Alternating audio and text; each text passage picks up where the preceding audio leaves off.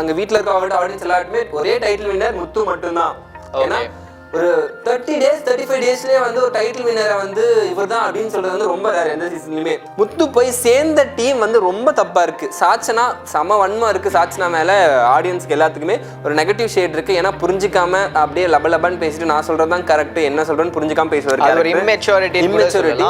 காதல் ஒண்ணு மலருது பாத்தியா, காதல் வளர்த்தே நம்ம தான் சொல்லிட்டு இருந்தோம். விஷாலுக்கும் தர்ஷிகாவுக்கும் காதல் மலருது. அது அவங்க பேசுறாங்களோ இல்லையா, வீட்டுக்குள்ள இருக்க எல்லாருமே பேசுறாங்க. பவித்ராவும் ஆனந்தியும் பேசுறப்போ விஷால் மேலேயும் தர்ஷிகா மேலேயும் ஒரு வன்மத்துல பேசிக்கிட்டு இருக்காங்க. பவித்ரா என்ன சொல்றாங்கன்னா, ஸ்டார்டிங்ல பவித்ராக்கும் விஷாலுக்கும் அந்த டாஸ்க்லாம் வச்சாங்க ப்ரப்போஸ் பண்ற மாதிரி. எனக்கு பாக்குறப்ப என்ன தருதுன்னா, பவித்ராக்கு ஒரு வேலை விஷால் மேல ஒரு கண்ணா இருக்கும், அதனால அப்படி பிஹேவ் பண்றாங்களான்னு தெரியுது. ஏன்னா பேசுறப்ப அப்படி தெரியுது.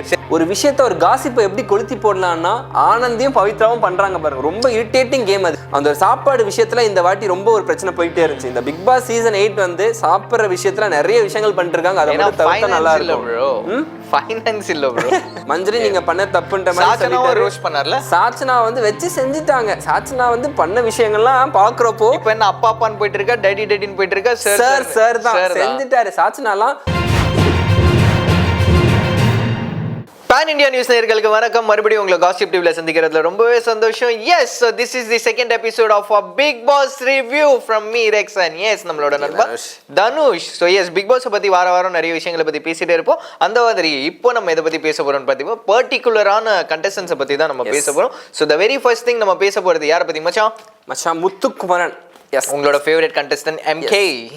ஒன்ஸ் அப்பான டைமா இருந்தாரு. போக போக சில விஷயங்கள் நடந்திருக்கு. என்னன்னு சொல்றேன். ஸ்டார்டிங்ல பிக் பாஸ் சீசன் ஆரம்பிச்ச இடத்துல பாத்தீங்கன்னா வந்து முத்துக்குமரன் மேல பெரிய ஹோப்ஸ் யாருக்குமே இல்லை. ஏன்னா அவர் யாருன்னு தெரியாது. ஒரு ஆங்கரா இருந்து உள்ள வந்தாரு. எல்லாத்துக்குமே வந்து விஷால் சூப்பரா பண்ணுவாரு, விஷாலும் தீபக் அந்த மாதிரி தான் யோசிச்சுக்கிட்டு இருந்தாங்க.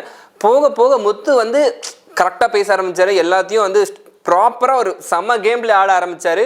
எல்லாரையும் பிடிக்க ஆரம்பிச்சாரு. ஆடியன்ஸ்க்கு எல்லாத்துக்கும் செம்ம ரெஸ்பான்ஸ். முத்துக்கு வேற லெவல் ரெஸ்பான்ஸ். எல்லா டீம்லயும் வந்து பெஸ்ட் பிளேயர் ஆனாரு. டீம்லயும் பாத்தீங்கன்னா கேப்டன் ஆகி சூப்பரா பண்ணிட்டு இருந்தாரு. அப்படி போக போக என்ன ஆயிடுச்சுன்னா, எல்லாரும் அங்க வீட்டுல இருக்க ஆடியன்ஸ் எல்லாருமே ஒரே டைட்டில் வின்னர் முத்து மட்டும்தான். ஏன்னா ஒரு 30 days 35 daysலயே வந்து ஒரு டைட்டில் வின்னரை வந்து இவர் தான் அப்படின்னு சொல்றது வந்து ரொம்ப ரேர் எந்த சீசன்லயுமே. ஸ்டார்டிங்ல பார்த்தோன்னே இவர் பெர்ஃபெக்டா இருப்பான், இவர் தான் டைட்டில் வின்னர் அப்படின்னு வந்து எல்லாராலையும் சொல்லப்பட்டு வீட்டுல இருக்கவங்க எல்லாராலையுமே வந்துட்டு கொண்டாட்டப்பட்ட ஒரு கண்டஸ்டண்டா கூட சொல்லலாம். ஏன்னா அவரோட பேக் ஸ்டோரியை கேட்கும் போதும் சரி, இல்ல அவர் ஸ்ட்ரகிள் பண்ணிட்டு வரும்போதும் சரி, நான் அப்பவும் சொன்னேன் மச்சான் this is all of fake. ஆனா நீ என்கிட்ட ஆர்கியூ பண்ண இல்ல ரெக்ஸ் நீ எப்படி சொல்லலாம் அப்படின்னு சொல்லி நம்ம பாக்குறதுன்னு சொல்ல முடியும். ஒரு பாக்குறோம் நம்ம நல்லா பண்றாரு, கரெக்டா நியாயத்தை பேசுறாரு, கேட்கறாரு அப்படின்ற மாதிரி போயிட்டு இருந்துச்சு. இப்போ ஒரு 2-3 வீக்ஸா என்ன ஆயிடுச்சுன்னு பாத்தீங்கன்னா, அந்த எப்போ வந்து அந்த கோடு எடுத்தாங்களோ அதுக்கு முன்னாடி வந்து அவங்க சாச்சனா மஞ்சுரி இந்த ஒரு டீம். இப்போ வந்து சில பேர் சொல்லுவாங்க, உன் சேர்க்கையை பொறுத்து தான் நீ யாருன்னு டிசைட் ஆக முடியும்னு சில பேர் ஒரு சம செய்ங்கே இருக்கு. நீ உன் கூட இருக்கவங்க யாருன்னு சொல்லி நீ யாருன்னு சொல்ற மாதிரி. அந்த மாதிரி முத்து போய் சேர்ந்த டீம் வந்து ரொம்ப தப்பா இருக்கு. சாச்சனா சம வன்மா இருக்கு சாச்சனா மேல. ஆடியன்ஸ்க்கு எல்லாத்துக்குமே ஒரு நெகட்டிவ் ஷேட் இருக்கு. ஏன்னா புரிஞ்சிக்காம அப்படியே லபலபன்னு பேசிட்டு நான் சொல்றதுதான் கரெக்ட் என்ன சொல்றேன்னு புரிஞ்சிக்காம பேசுவாரு. இம்மெச்சூரிட்டி. மஞ்சுரி நான் பிடிச்ச முயலுக்கு 3 கால்னா 3 கால் தான். வார்த்தையில வச்சு எப்படி வந்து மேனிபுலேட் பண்றது அப்படின்ற மாதிரி பேசுறவர் இவங்க. ஆனா முத்துக்கு ஏத்த மாதிரியான ஆள் தானே. ஆனா இதுல போய் முத்து சேர்ந்தோடனே வந்து என்னடா தப்பா இருக்கே முத்து வெளில வந்துட்டு எல்லாரும் நினைக்கிறாங்க. ஆனா இவங்க சேர்ந்துக்கிட்டு ஒரு விஷயங்கள்லாம் பண்றாங்க. அதான் ரொம்ப ஒரு மாதிரி இருக்கு. அது எல்லாமே அருண் பார்த்து பிடிச்சிட்டாரு. அருண் மாஸ் பண்ண ஆரம்பிச்சிட்டாரு. ஸ்டார்டிங்ல அருணோட கிராஃப் எப்படி இருந்துச்சுன்னா, இவர் என்ன ஒன்றும் பண்ண மாட்டிருக்காரு, இவர் ஏன் பேசவே மாட்டிருக்காரு, இவர் நல்லா பண்ணலாமே, நல்ல ரீச் இருக்கே, ஏன் இப்படி பண்றாங்க அப்படின்னு இருந்துட்டு இப்போ வந்து அருண் மாஸ் பண்றாரு. ஏன்னா எல்லாருக்கு மேலேயும் பிடிக்கப்பட்டிருக்கு. அருண் வந்து நல்லா பண்ணிட்டு இருக்காரு. ஃபேவரட்டான டயலாக் இருக்கு, டபுக்கு டப்பா. ஃபர்ஸ்ட் முத்துவை திரைக்கு வெளியில் காட்டினது வந்து அருண் தான். டபுக்கு டப்பா சொல்லிட்டாரு. எப்போ வந்து இந்த டிஃப் ஆரம்பிச்சுன்னா முத்துக்கு அருணுக்கு ஒரு டாஸ்க் கொடுத்தாரு பிக் பாஸ். இவனுக்குலாம் இந்த கைத்தட்டல் ரொம்ப அதிகமா இருக்கே அப்படின்னு யாரை சொல்வீங்கன்னு கேட்டா அருண் பார்த்துட்டு வந்து முத்து தான் அப்படின்ட்டாங்க. அங்க இருந்தே ஒரு மாதிரி ஆரம்பிச்சிருச்சு. அவர் கரெக்டா சொன்னாரு. அருண் என்ன சொன்னாருன்னா, பேச்சு தவிர உன்ட்ட ஒண்ணுமே இல்ல, நீ அதை வச்சுதான் போயிட்டு இருக்க, பேச்சு தவிர விளையாடுறதுக்கு அதுதானே மச்சான் இம்பார்ட்டன்டா தேவை. பேச்சு, மைண்ட், பாடி, சோல் இந்த மூணுமே கனெக்ட் தானே ஆகணும். அருண் என்ன மீன் பண்றாருன்னா, நீ பேச்சை வச்சு மட்டும் தான் தப்பிச்சுக்கிட்டு இருக்க, ஒரு தப்பு பண்றேன்னா அது பேச்சால எப்படி கவர் பண்ணி அப்படி போலான்ற மாதிரி. அதுதான் பிக் பாஸ் தேவை. மச்சான் நீ தப்பு பண்ணனா நான் தப்பு பண்ணிட்டேன்னு ஒத்துக்கிட்டு, ஆமா அருண் சாரி இது இப்படி நடந்திருக்க கூடாது, ஒரு ஆர்குமெண்ட்ல அக்செப்டன்ஸ் இருக்கணும். எப்பயுமே வந்து ஒண்ணு நம்ம தப்பு பண்ணிட்டோம் அப்படின்னா ஒரு மாட்டல இல்லன்னு. ஆனா ஆடியன்ஸ் நமக்கு தெரியல பாக்குறப்போ. பட் இருந்தாலும் இதுவே வந்துட்டு நீ இன்னொரு ஷேட்ல இருந்து பார்க்கும்போது இது வந்துட்டு முத்துக்குமரனை பத்தி வெளியில இன்னொரு தரப்பா என்ன பேசுறாங்கன்னா, பாய்ஸ் டீமுக்கு அவர் ஃபேவரா இருக்கும்போது முத்துக்குமரனை வச்சுட்டு தலைக்கு மேல வச்சுட்டு ஆடிட்டு இருந்தாங்க. முத்துக்குமரன் தான் எல்லாமே, முத்துக்குமரன் வந்துட்டு சூப்பரா கேம் பிளான் பண்ணி கொடுக்குறாரு. என்னன்னா எத்தனையோ கேம் வந்துட்டு அவர் ஜெயிச்சு கொடுத்திருக்காரு, பாய்ஸ் டீமுக்காக நிறைய பண்ணிருக்காரு. பட் இப்போதைக்கு பார்க்க போனா ஓகே மேபி வந்துட்டு ஸ்லைட்டா ஒரு கேம் டெஃபரும் ஆகுது. சோ அதுல வந்துட்டு சில பேரோட சுயரூபம் எல்லாம் வெளில வருது. ஏன்னா அருண் எல்லாம் வந்துட்டு ரொம்ப சைலண்டா காமான பர்சன் தான் நம்ம நினைச்சிட்டு இருந்தோம்.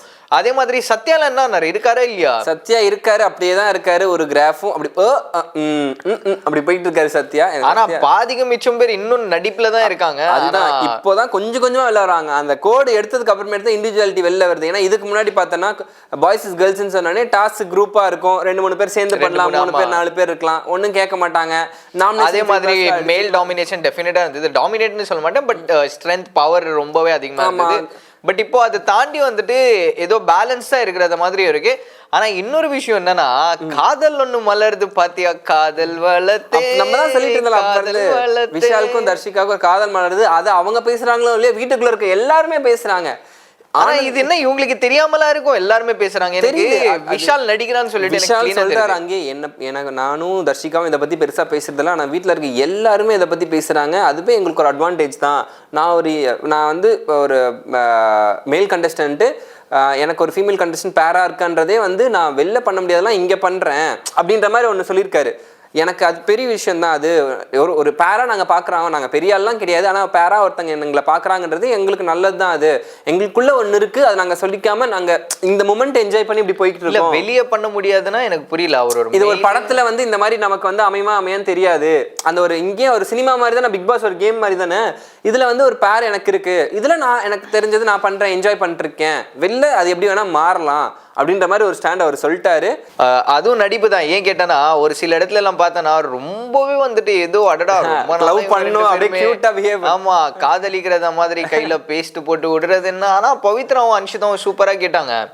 பவித்ரா என்னன்னா அசனிஃபா அவங்களோட பாயிண்ட் ஆஃப் வியூல இருந்து பார்க்கும்போது அவங்க சூப்பரா சொல்றாங்க. சூப்பரா இல்ல, பவித்ராக்கு வயித்தெரிச்சல் அதுதான் வெளியாகுது. வயித்தெரிச்சலா? பவித்ராவும் ஆனந்தியும் பேசுறப்போ விஷால் மேலயும் தர்ஷிகா மேலயும் ஒரு 1 monthல பேசிக்கிட்டு இருக்காங்க. பவித்ரா என்ன சொல்றாங்கன்னா, ஸ்டார்டிங்ல பவித்ராக்கும் விஷாலுக்கும் அந்த ஒரு டாஸ்க்லாம் வச்சாங்க ப்ரப்போஸ் பண்ற மாதிரி. எனக்கு பாக்குறப்ப என்ன தருதுன்னா, பவித்ராக்கு ஒரு வேலை விஷால் மேல ஒரு கண்ணா இருக்கும், அதனால அப்படி பிஹேவ் பண்றாங்களான்னு தெரியுது. ஏன்னா பேசுறப்ப அப்படி தெரியுது. சரி, இன்கேஸ் இப்படி இல்லைன்னா பவித்ராக்கு விஷால் மேல ஒரு கண்ணு இல்லாம இருந்தா அப்புறம் ஏன் பேசணும்? என்ன சொல்றாங்கன்னா, என்கிட்ட தர்ஷிகிட்ட பேசவே முடிய மாட்டேங்குது, எப்ப போனாலும் வந்து ஃப்ரெண்டோட பாயிண்ட் ஆஃப் வியூல இருந்து பேசுறாங்க. அது கரெக்ட் தானே? அது நான் சொல்றேன், எப்ப போனாலும் வந்து இவங்க 2 பேருமே பேசிக்கிட்டு இருக்காங்க, எனக்கு என்னமோ அவங்க பண்றது தப்புன்னு தோணுது அப்படின்னு ஆனந்தி கரெக்டா ஒரு பாயிண்ட் சொன்னாங்க.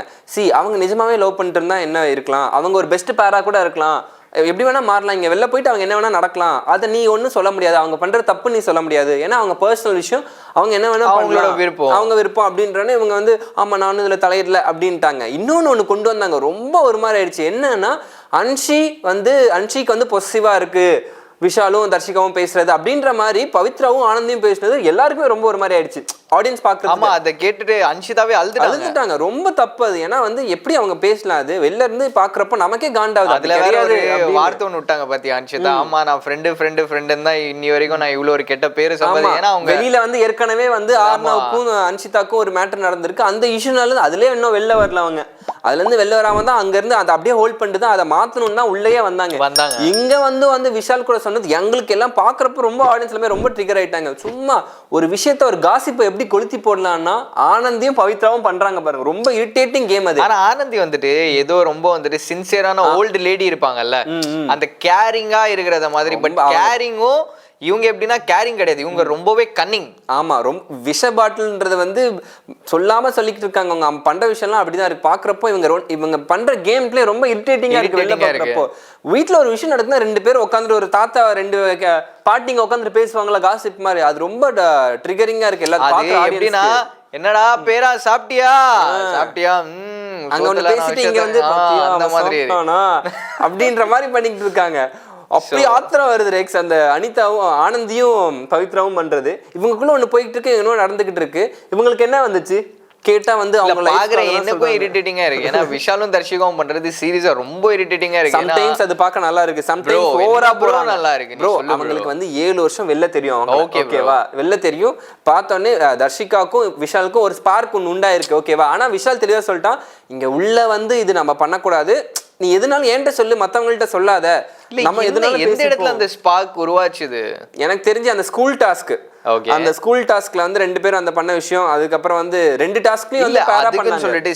இப்போ ஒரு மெச்சூரான ஒரு பீப்புள் இருக்காங்கன்னா 2 பேருக்குள்ள ஒரு ஸ்பார்க் ஒன்று இருந்துச்சுன்னா 2 பேருமே வந்துட்டு உட்கார்ந்து பேசுறாங்களா, ஓகே டைம் ஸ்பெண்ட் பண்றாங்களா, தட்ஸ் ஓகே ஃபைன்.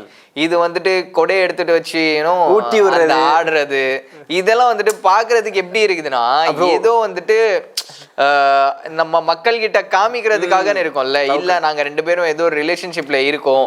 அந்த ப்ரீமெச்சூரான கிட்ஸ் பண்ணுவாங்க தெரியுமா, சீரியஸா இந்த 10th to 12th ஸ்டாண்டர்ட் படிக்கிற பசங்க பண்ணுவாங்கல்ல, அந்த மாதிரி தான் இருக்குதே தவிர ஒரு மெச்சூரானவங்க இப்படி ஹேண்டில் பண்ண மாட்டாங்க. அதே மாதிரி நிச்சயமா உள்ளுக்குள்ள ஸ்பார்க் இருந்துச்சுன்னா they might have handled it in a different way.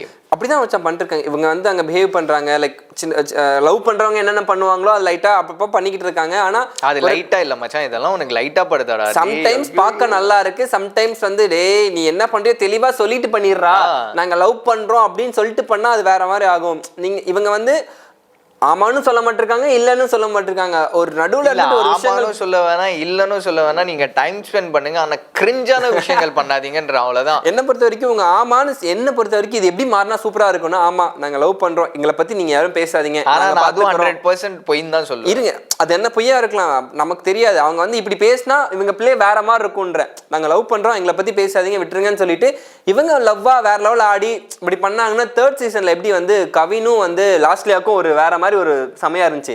அதுதான் இவங்க ட்ரை பண்றாங்க. அந்த மாதிரி இது மாற வாய்ப்பு இருக்கு. அது மாற 100% பண்ணாங்கன்னா சமயம் மாறும். ஆனா அவங்க பண்ணுவாங்களா இல்லையன்றது வந்து அவங்க கையில தான் இருக்கு. மாறும், அது நேச்சுரலா தானடா வரணும் மச்சான். இப்போ கவின் வந்து பண்ணதாங்க நேச்சுரலா இருந்துச்சா? ஆமா. ஆனா வெளில போயிட்டு ஒண்ணுமே நடக்கல. அவங்க சொல்லிட்டாங்களே இது கேம்காக அப்படின்ற மாதிரி தான். கவின் வந்துட்டு எல்லார்கிட்டயுமே தானே. கவின் வந்துட்டு ஃபர்ஸ்ட் சாக்ஷி கிட்ட போனார். சாக்ஷி, அதுக்கப்புறம் வந்து ஷெரீன், எல்லார்கிட்டயுமே இருந்துட்டு கடைசியா லாஸ்ட்லியா ஆட்ட ஒரு அன்பு இல்ல. லாஸ்ட்லியா கிட்ட வந்துட்டு கொஞ்சம் ஒரு அட்டாச் ஆனா, நான் ரொம்ப அட்டாச் ஆனது லாஸ்ட்லியா தான் அட்டாச் ஆனா. லாஸ்ட்லியா ரொம்ப அட்டாச் ஆனாங்க. ரொம்ப அட்டாச் ஆனாங்க. பிகாஸ் லாஸ்ட்லியா இஸ் லைக் எப்படி சொல்றதுன்னா அந்த ஒரு சின்ன பசங்க மைண்ட் இருக்கும்ல, அந்த மாதிரின்னு கூட சொல்லலாம். பட் தர்ஷிகாவை பார்க்கும்போது she is like well matured. ஓகேவா? எனக்கு வந்து ஏன்னா ஒரு மெச்சூர்டா பேசிட்டு 2 பேருமே மெச்சூர்டா நடந்துகிட்டு இந்த இம்மெச்சூரான வேலைகள் பார்க்கும்போது தான் இட்ஸ் லைக் அது பார்க்கும்போதே நம்மளுக்கு தெரிஞ்சிடும் இட்ஸ் ஆர்டிஃபிஷியல், இது வந்துட்டு ஃபேக். அந்த மாதிரி ஃபேக்னு ஒரிஜினல் இருக்கிற 2 பேர் இருக்காங்க. பவித்ராவும் ராணவும் ஸ்டார்டிங்லேயே சொல்லிட்டாங்க ஒரு கண்டென்ட்டுக்காக நான் ஒன்று பண்ணிக்கிட்டு இருக்கேன், உங்க கன்சர்ன் கேட்டுட்டேன், உங்களுக்கு ஓகே தானே, இது ஃபன்னா போகுதுன்னா ஓகே, மற்றபடி சீரியஸ் எல்லாம் வேணாம் அப்படின்ட்டாங்க. கண்டென்ட்காக அப்படி சொல்லிட்டாங்க. ஆனால் தர்ஷிகாவும் விஷயம் தான் கண்டென்ட்காகன்னு சொல்லாம நமக்குள்ள ஒன்று இருக்கு, அது அப்படியே போட்டு பாத்துக்கலாம் கூட ஒரு டைம் வந்துட்டு பாராட்டலாம். ஏன்னா பவித்ராவும் ராணவும் கூட வந்துட்டு ஓப்பனா சொல்லிட்டாங்க கண்டென்ட்காக. ஆனா இவங்க பண்றது கண்டென்ட்டுக்காக சொல்லாம இருந்தாலும் கண்டென்ட்டுக்காக தான் தெரியுது. புரியுதா? மேபி அவங்க ஓப்பனா ஒன்று சொல்லிடணும், நம்ம வந்து லவ் பண்ணலாம் அப்படின்ற மாதிரி ஏதோ ஒன்று சொல்லிட்டு அவங்க பண்ணா நல்லா இருக்கும்னு ஃபீல் பண்றேன். மற்றபடி அவ்வளவுதான். இப்போ நம்ம கமிங் பேக் டு அருண்கிட்ட வருவோம். அருண் வந்து மஞ்சரியை வச்சு செஞ்சாரு. தீபக்கோட கேப்டன்சி வந்து சொல்லி ஆகணும். அந்த பாய்ஸ் கேர்ள்ஸ் முடிஞ்சதுக்கு அப்புறம் செம்ம கேப்டன்சி, சூப்பரா எல்லாருமே ஆச்சரியப்பட்டாங்க. இந்த தீபக் எங்க மிஸ் ஆயினாரு அப்படின்னு பார்த்துட்டு இருந்தாரு. செம்ம கேப்டன்சி.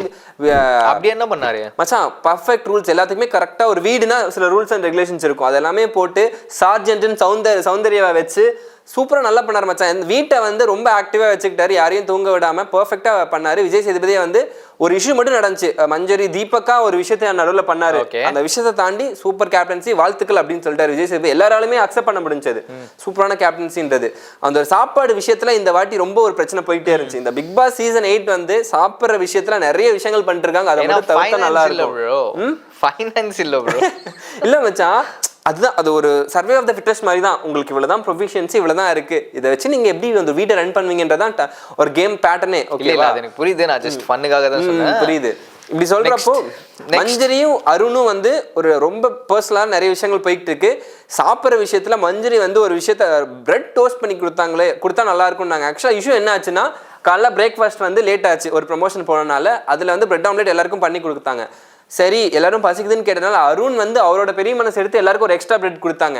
கொடுத்தவங்க சும்மா சாப்பிட வேண்டியது தானே, எனக்கு டோஸ்ட் பண்ணி கொடுங்க, எனக்கு வந்து இதுல வந்து பட்டர் போட்டு கொடுங்க, ஜாம் போட்டு கொடுங்கன்னு கேட்ட உடனே யாருக்கும் பண்ணி கொடுக்க முடியாது, என்ன லஞ்ச் பண்ணும் அப்படின்னு சொல்லிட்டாங்க. இதுக்கு ஊடையில வராரு. இங்கதான் முத்துவோட நீங்க சுயரூபத்தை பார்க்கணும். சாட்சினா வந்து ஒரு 4 பிரெட் எடுத்துட்டு வந்துட்டு எனக்கு டோஸ்ட் பண்ணி கொடுக்குறீங்களா அப்படின்னு கேட்கறாங்க. அதெல்லாம் பண்ண முடியாது போங்க அப்படின்னு சொல்லிட்டாங்க.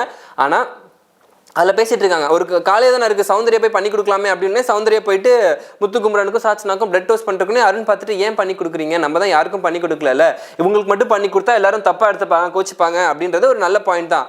அப்போ வந்து முத்துக்குமரன் கேட்குறாரு ஏன் டோஸ்ட் பண்ணி கொடுக்கக்கூடாது அப்படின்றாங்க. ஏன்னா டைம் இல்லை லஞ்ச் செய்யணும் அப்படின்றாங்க. நீங்கள் பண்ணி கொடுத்துருக்கலாமே அப்படின்றாங்க. எனக்கு புரியல, அங்கே 5 பேர் கிச்சன் டீமில் யாருமே சாப்பிடல, இன்னும் எல்லாருமே சாப்பிட்டாங்க, இவங்க பிரெட் ஆம்லெட் கூட சாப்பிடல, நீங்க பண்ணி கொடுத்துருக்கலாம்ல அப்படின்னு மறுபடியும் சொல்றாரு. ஏன்டா அவன் தான் தெளிவா சொல்றான்ல லஞ்ச் செய்யணும், யாரும் இல்லை, டைம் ஆகுது, உங்களுக்கு தான் டைம் ஆகும் அப்படின்றதுக்காக சொல்றாரு. மறுபடியும் முத்துக்குமரன் வந்து நீங்க செஞ்சு கொடுத்துருக்கலாமே அப்படின்றாரு. ஏய் என்னடா நீ அவன் சொல்றது புரியுதா இல்லையாடா அப்படின்ற மாதிரி ஆச்சு. இதுக்கு ஊடையில வந்து மஞ்சரி வேற தர்ஷிகாவும் அருணும் பேசிக்கிட்டு இருக்காங்க. அப்போ நான் வந்து எக்ஸ்ட்ரா பெட் கொடுத்ததான் தப்பாயிடுச்சோ அப்படின்னு அவர் சொல்றோன்னு இவங்க மஞ்சரி அப்போ நீங்க வந்து எக்ஸ்ட்ரா பெட் கொடுத்துருக்கூடாதுன்றீங்களா, நீங்க கிரேட்ஃபுல்லா ஃபீல் பண்ணுன்றீங்களா, வேற மாதிரி அப்படியே மாற்ற ஆரம்பிச்சோன்னே அருண் ஏம்மா நீ பேசுற ஒரு மாதிரி இருக்கு, தேங்க்யூ இப்படிதான் வச்சாரு, கையை வந்து கும்பிட்டாரு. வேணாம் நான் உங்ககிட்ட பேசல, நீங்க கேப்டன்கிட்ட பேசுங்கன்னு இவங்க ட்ரிகர் ஆயிட்டாங்க. நீங்க அப்படி பண்ணாதீங்க, அப்படிலாம் கையெல்லாம் குண்டாதீங்க அப்படின்ட்டு ஒரு மாதிரி ஆயிடணுன்னே தீபக் வந்துட்டாரு. தீபக் வந்து அவர் பண்ண தப்பே கிடையாது, நான் தீபக்கா பேசுறேன், இப்போ கேப்டன்றாங்க மந்திரி, நான் தீபக்கா தாமா பேசுவேன், நீ பேசுமா. ஒரு படத்துல ஒரு இன்டர்வ் பிளாக் வரும்ல மச்சான், அந்த மாதிரி அந்த சீன் வேற லெவல்ல இருந்துச்சு. நான் தீபக்கா தான் பேசுவேன், என்ன இப்போ என் ஹவுஸ்மேட்டுக்கு ஒரு சக ஹவுஸ்மேட்டுக்கு ஒரு விஷயம் நான் சொல்லிதான் ஆவேன். அருண் வந்து கை கும்பிட்டு தப்பாவே இல்லை, அருண் நீ பண்ற அதான்டா கரெக்டு, நீ பண்ற தப்பாவே இல்லடா அப்படின்னாங்க. மஞ்சரி உடனே ட்ரிகர் ஆகி எல்லாரும் வீட்டில் இருக்க எல்லாருமே அப்பதான் வந்து மஞ்சரி மேல வந்து நீங்க பண்ற தப்பு அப்படின்னு சொல்லிட்டு இருந்தாங்க. அது அப்படியே வீக்கெண்ட் எபிசோடுக்கு வந்துச்சு. விஜய் சேதுபதியும் கரெக்டா சொன்னாங்க, மஞ்சரி நீங்க அருண் வந்து சொல்லிட்டாரு, நான் ப்ரொஃபஷனல் மேலே சத்தியமாக சொல்கிறேன், நான் இப்படி பண்ணது வந்து அவங்க ட்ரிகர் பண்ணுன்னே இல்லை, அது குட் ஜெஸ்டரில் தான் பண்ணேன் அப்படின்னு மஞ்சரி வந்து ஓகே அப்படின்னாங்க. விஜய் சேதுபதி பர்ஃபெக்டா ஒன்று கேட்டாரு, அருண் இப்படி பண்ணது உங்களுக்கு ட்ரிகர் ஆச்சுன்னா அப்ப நீங்க வந்து சிவகுமார்ட்ட ஒன்று பண்ணீங்களே, சிவகுமார் சொல்ல வந்திருப்பாங்க, அப்ப இவங்க காதை பத்திக்கிட்டு அப்படி இப்படின்னுவாங்க. அது ஒரு மாதிரி போச்சு. கடைசியில விஜய் சேதுபதி பர்ஃபெக்டா இந்த வீக்கெண்ட்ல என்ன சொல்லுமோ இந்த வீக் தான் வந்துட்டு விஜய் சேதுபதி பெர்ஃபெக்ட்டா பேசிருக்காரு. மஞ்சரி நீங்க பண்ண தப்புன்ற மாதிரி சொல்லிட்டாரு. ரோஸ் பண்ணார்ல, சாச்சனா வந்து வெச்சு செஞ்சிட்டாங்க. சாச்சனா வந்து பண்ண விஷயங்கள்லாம் பாக்குறப்போ இப்போ என்ன அப்பான்னு போயிட்டு இருக்கா, டேடின்னு போயிட்டு இருக்கா, சார் தான் செஞ்சிட்டாரு. சாச்சனாலாம் ஒரு விஷயம் நடந்துட்டு இருக்கு. அதே மாதிரி ஒரு இடத்துல சாச்சனா சொன்னாங்கல்ல, நான் அப்பா கிட்ட கேட்க போறேன் ஏன் என் மேல இவ்வளவு கோவப்படுறீங்க. அதுதான் கேட்டாங்க, நீ உன் மேல கோவம் இல்ல, உன் மேலே எந்த கோவமும் எனக்கு இல்லை, எல்லாருமே பெட்டர்மெண்ட்டாக பண்ணுன்றதுக்காக தான் சொல்லேன், யாராக இருந்தாலும் நான் சொல்லி தான் ஆவேன், நீங்கள் எல்லாருமே ஒரு எய்மோட வந்திருக்கீங்க, அந்த எய்ம் நடக்கணுன்றதுக்காக தான் உங்களுக்கு சொல்கிறேன் அப்படின்னு வந்து விஜய் சேதுபதி சொன்னார். அதுக்கப்புறம் சாச்சனா பண்ண விஷயம் ரொம்ப ஒரு மாதிரி இருந்துச்சு. எல்லாருமே உட்காந்துட்டு இருக்காங்க, தீபக் பேசிட்டு இருக்காரு, எல்லாருமே உட்காந்துட்டு இருக்காங்க. இவங்க பாட்டுக்கு சொல்லாமல் எந்திரிச்சு போயிட்டு வந்து வேணுனே ஒரு ரோஸை கட் பண்ணி அந்த மாதிரி விஷயம்லாம் நடந்தோடனே தீபக் சொல்றாரு, அம்மா இத்தனை பேர் உட்காந்துட்டு இருக்காங்க ஏன் இப்படி பண்ணுறேன்னு கேட்டோன்னே, நான் எனக்கு தெரியும் நான் எங்கே பார்க்கணுமா பார்த்துக்கிறேன் அப்படின்ட்டு, நம்ம அப்பா இருக்காரு காப்பாற்றுவார் அப்படின்னு சொல்லியிருக்க மாதிரி சொல்லியிருக்காங்க. அங்கே விஜய் சேதுபதி பிடிச்சி கேட்டார், எங்கே போய் பார்த்துக்கலாம், என்ன பார்த்துப்ப சொல்லு. இல்லை நான் வந்து அது ஒரு சொல்லிட்டேன், எனக்கு தோணுது சரின்னு பட்டுச்சு, நான் சொல்லிட்டேன் அப்படின்றாங்க.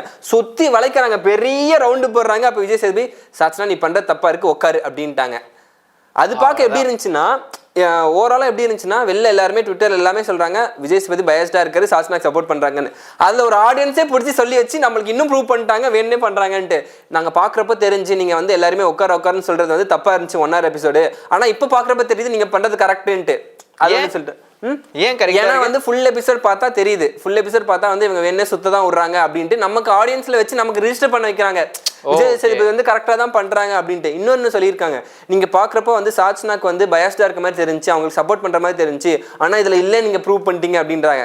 டேய் இது சொல்லாம இருந்தாலே எங்களுக்கு தெரிஞ்சிருக்குடா, நீங்க சொல்லி நீங்க ப்ரூவ் பண்ண வைக்கிறீங்க. விஜய் சேதுபதி அப்படிதான் பண்ணிட்டு இருந்தாரு, இப்போ அதை மாத்த ட்ரை பண்றாருன்றத அங்கேயே ப்ரூவ் ஆயிடுச்சு. இதுதான் வச்சான் இந்த வாரத்தோட எல்லாமே நடந்தது. இது எல்லாத்துக்குமே காரணம் வந்துட்டு அந்த கிரியேட்டிவ் டீம் சேஞ்ச் ஆனதால வந்துட்டு நிறைய நல்ல விஷயங்கள் எல்லாம் நடந்துட்டு இருக்கு. சோஷியல் மீடியாவை கிளீனா வாட்ச் பண்ணிட்டு இருக்காங்க. அந்த திருட்டு பிரியாணி கேங்கு அதையும் கண்டுபிடிச்சு அதையும் அட்ரஸ் பண்ணிட்டாங்க. அப்படி பண்ணீங்கன்ட்டு அதுவும் ஒரு மாதிரி பேசிட்டாங்க. இப்போ அடுத்து என்னன்னா, நெக்ஸ்ட் வீக் வந்து சாச்சனாவா ஜெஃப்ரியா இன்னைக்கு நடந்திருக்கும். இன்னைக்கு வந்து 2 பேர் கேப்டன்சி டாஸ்க்ல ஜெஃப்ரி ஒரு விஷயம் சொல்லிட்டு இருந்தாரு, நான் வந்து சாச்சனாக்கு விட்டு கொடுக்க போறேன், ஏன்னா நாமினேஷன் ஃப்ரீ டாஸ்க் தான் எனக்கு வந்துருச்சு, இல்லை நாமினேஷன் ஃப்ரீ பாஸ் என்கிட்ட இருக்கு, கேப்டன்சி விட்டு கொடுக்க போறேன்னாங்க. அது பண்ணா ரொம்ப தப்பாயிரும், ஏன்னா கேப்டன்றது ஒரு பெரிய பொறுப்பு. அதை நீ விட்டு கொடுக்குறது சௌந்தர்யா சூப்பரா பேசினாங்க, நீ அதை விட்டு கொடுக்காத, நீ ஏன்னா வந்து உன்னை நம்பி நிறைய பேர் ஆடியன்ஸ் பாக்குறாங்க, நீ கேப்டனா நல்லா இருக்கும்.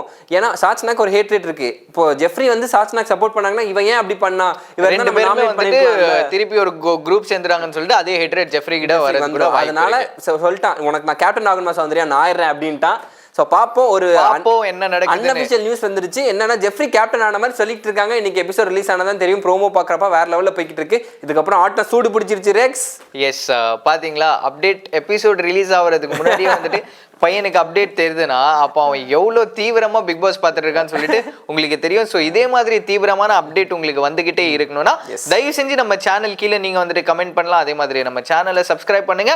ஒன்ஸ் அகேன் உங்க நம்ம பேன் இண்டியா வியூவர்ஸ் கிட்ட இந்த விடை பெறுவது நான் உங்களோட ரெக்ஸ் அண்ட் விஜய் தனுஷ். வணக்கம்.